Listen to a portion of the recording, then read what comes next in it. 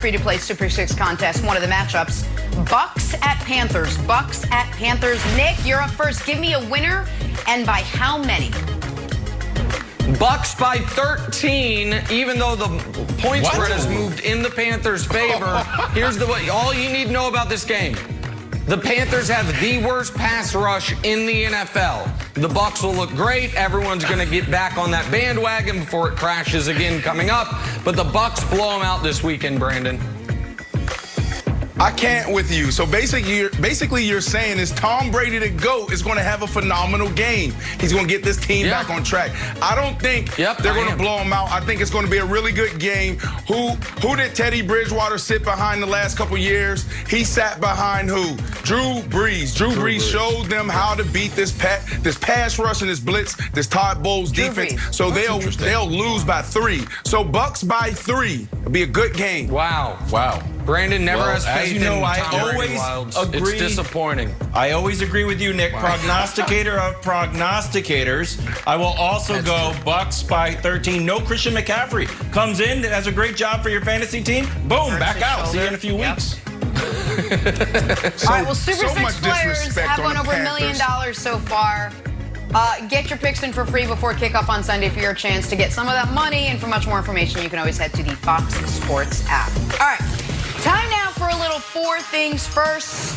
Brandon, as always, you're up first. You loved Adrian Peterson saying Dalvin Cook should get a ratings boost in Madden. Yeah, so Adrian Peterson, right? The GOAT.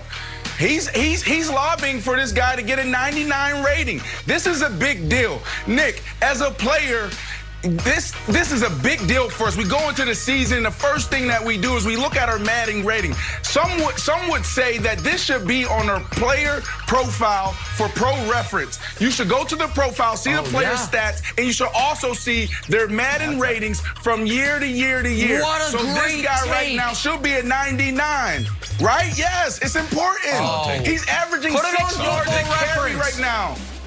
Oh, what a take. I don't understand. Hey, tonight, Phillip Rivers will most likely pass Dan Marino in all-time passing yards. Sounds weird, right? You're like, well, I like math. I believe in statistics. I guess that means Phillip Rivers is better than Dan Marino. Wrong. Your friends over at Yahoo Sports came up with a great stat. Inflation-adjusted passing yards. So they take all those stats. It's sort of like a consumer confidence index when you could buy a house for $20 in like the 1800s. Like, no, you can't do that now. Now that house costs X. So they did the same thing with passing yards. So big winners in traditional passing yards, Drew Brees and Tom Brady career, still Drew Brees and Tom Brady. They even get more. They get more credit for earlier in their career. Now, single season, the biggest winner, Nick, Joe Namath. Gets his numbers way up. In 1967, he played 14 games, so they gave him an extra 2, and nobody's throwing the ball around 1967 except old Broadway Joe. So congratulations, Broadway Joe, the brand new single-season passing leader, Nick. It's unbelievable. I saw that graphic, too. All right, it's Masters today. You guys know every major, every year, I pick Tiger. Tiger's not playing so well this week, though. So I'm going to have a secondary pick. Jon Rahm. And you're going to say, Nick, that's just because he did the triple skip across the pond. That is not why. It is because one of our ace producers, Dave Ermacher, 3 days ago told me Jon Rahm's the pick, and then this happened. And by the way, Jenna, speaking of our ace producers, Dusty always gets shout-out, Hubs, Pep, occasionally the great Lori gets shout-outs, Mark, Joseph, Cab, Charles, Tatiana, they're also on the staff. We just don't mention them as much. Ermacher, though, the most important member of the staff, because he gives me golf gambling picks, and he said Jon Rahm. So Jon Rahm, your Masters winner, along with Tiger, maybe co-champions.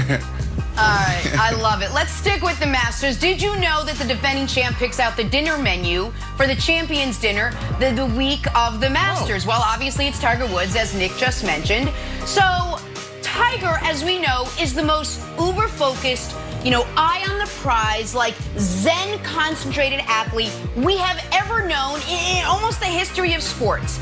And then you see the menu that he came up with for this week's dinner. Take a look at this menu. Here's some sushi.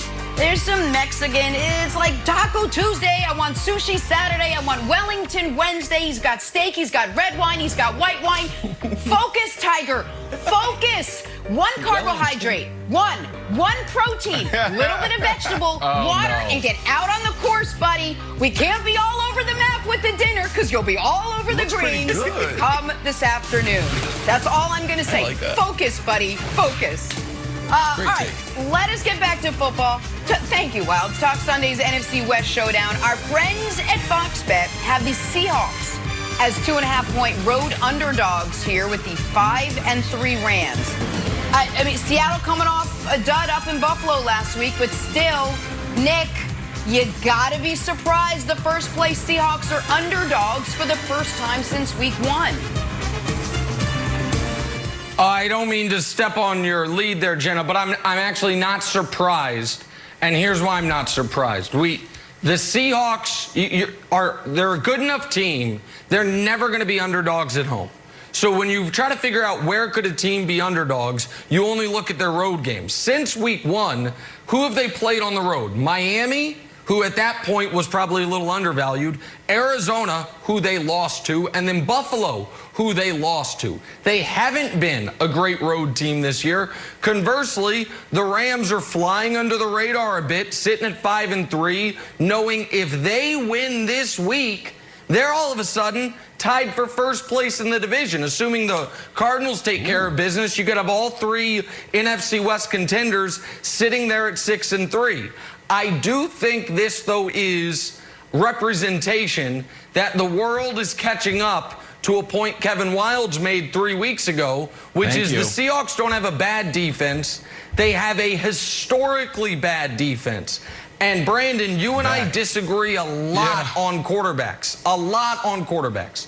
My take on Jared Goff is he can look good if everything around him is perfect. If he has good protection, if he's not up against a dominant secondary, the game plan is laid out, which means I expect Jared Goff to look good this weekend. Now, I think Seattle actually wins the game, but I'm not at all surprised it's a very close point spread because at this moment in time, I don't know how you can expect Seattle, anyone could expect Seattle to hold the opposition under 31 points. So it's going to have to be another game where Russ cooks without burning the stove with the turnovers.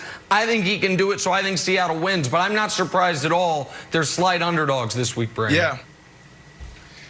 Yeah, and I hate to say it, I actually agree with you on this one. Jared Goff, we see him the same way. You're right. You're right. And I hate it. I hate it because I don't like talking quarterbacks with you. But, Jenna, I'm not surprised by this. Wild's been saying it for weeks. Wild's been talking about this defense. And before people were talking about it, everybody was ignoring the Seattle Seahawks defense. And our guy Wilds was saying, like, they're like a sneakerhead with one shoe or whatever the example that you use. But this is not a good situation in Seattle. Russell Wilson needs to play better. He's still my league MVP. I talked about him before this season. I even picked the Seattle Seahawks to come out of the NFC and represent that side of the NFL in the Super Bowl. But Russ needs to play better. Ball security. He hasn't gotten it done there. Had 4 turnovers last week. I expect Russ to play better. But the reality is you got Pete Carroll talking about, well, we're going to pick one of the two to stop a team, whether we're going to say we're going to stop the run, we're going to stop the pass. So, Pete, you gotta stop both this week. This team can do it. They can run the ball. They're actually running it better than they have in years. And then like what Nick talked about, passing the ball when everything is perfect, which you're giving them the perfect template because you don't have any coverage. They can actually get it done there too. So Pete Carroll, plan for both. Okay, make a game plan. It makes sense. That makes sense, Brandon. But I hope Jared Goff is hungry and brings a big appetite because everybody gets to eat at the Seattle buffet. It's one of those long Vegas buffets. Like, man, how big is this thing? You can just keep going up as many times as you want. Matt Ryan had 450 yards. It was his best game of the year. Josh Allen had 415. It was his best game of the year. Kyler had 360. It was his best game of the year. And then you're thinking, like, hold on, didn't he throw for 380 against the Jets? Yes, but the Jets don't count. We're not counting those, so it's still Kyler Murray's best game of the year. My buddy Cam Newton, who has not had a good year, I admit, He threw for almost 400 yards against Seattle. In fact, that's almost 30% of his season total was just against the Seattle's defense. Jeez. So wow. Jared Goff, Thanksgiving comes early for him. Bring one of those lobster bibs and some wet naps to clean off your hands and just keep on going back. I think Russ Nick has to play absolutely perfect because we know Jared Goff is going to eat. All right, I'm going to grab it from you because the lead up to this game, Tyler Lockett waxed poetic, if you will, about Seahawks sophomore sensation DK Metcalf. Lockett said, I think he has a chance to be one of the best to ever play the game. Brandon, your corner, buddy, you had DK Metcalf as the best wide receiver in the league like a couple weeks ago. What do you think the ceiling is for this kid? I think he can be the best wide receiver in the league, and he could potentially be that.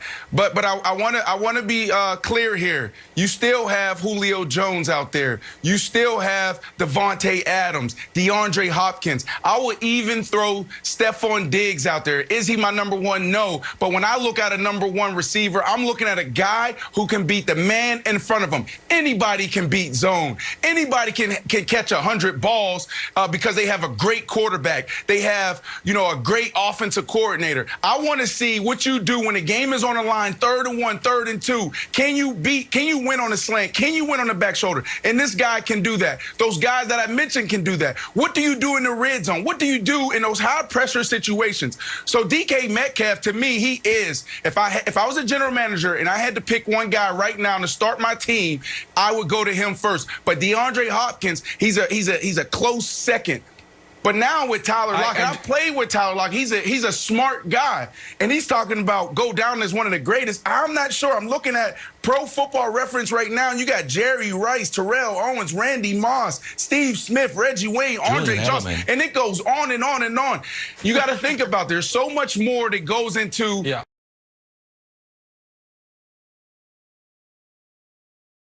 becoming the best player or one of the greatest of all time. We had this conversation a couple years ago around OBJ, and look how the last 3 years has gone for him. Exactly. The situation around the quarterback, the play caller is important, and also health is also important. So right now, let's curb this conversation because it's a little too early, Tyler.